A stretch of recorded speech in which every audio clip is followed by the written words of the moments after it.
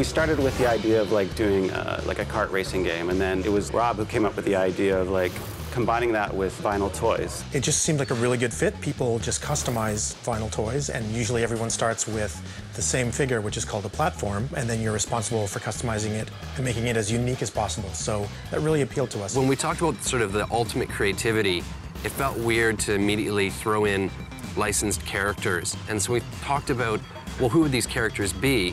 It made sense that they start as a blank canvas, and then it's really up to you how you perceive that character to be. Some people want it to be really, light and optimistic. Others want it to be edgy and dark.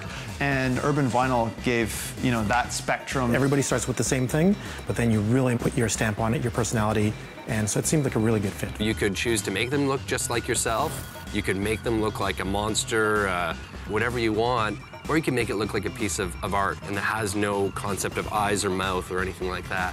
When we started talking about customization, to me, the light bulb just went off, and I was like, this just makes perfect sense. And so when we approached Sony with that, I had brought some figures that I never got back, by the way, which I would like back, and a book, and we walked them through and just described what we were thinking, and they bought in really early, and they were really excited as well. We figured we'd just be a little more like Hollywood. They don't pretend to know everything, they go out and hire the experts. So I just thought, why not just go out and hire a guy that does this for a living? We went out and approached DeCosta Bailey, and he makes toys for a living.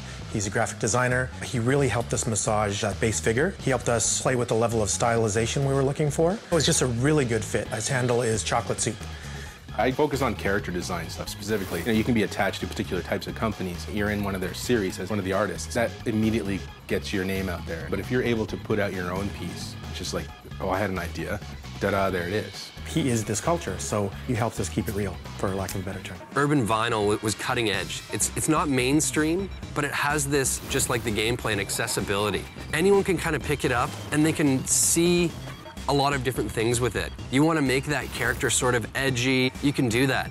You want to make it a little bit more cute, a little bit more anime, that's totally acceptable as well. A lot of the times you'll see people photograph their toys on the street, trying to make them look life-size or photographing them in the woods. So we decided early on that the mods would actually feel still very vinyl and very toy-like, but that everything else would have real-world material properties. As far as the environments go, they had to still make sense in that world and also still look good to us. There's certainly a little more realism in our environment than there is in our characters and our carts, and that was because once we put some of those environments together, they look so good, you just wanted to stay in them. The water, the trees, the sky, they looked like somewhere you wanted to be. In the early days, things probably weren't as stylized as we would have liked them. A lot of us have also had a history working in sports games and realistic car games, so we went on a more realistic path, and we just felt that that wasn't working. So again, we started from scratch.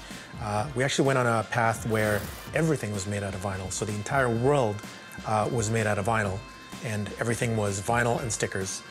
What we realized very quickly is that a lot of things were white.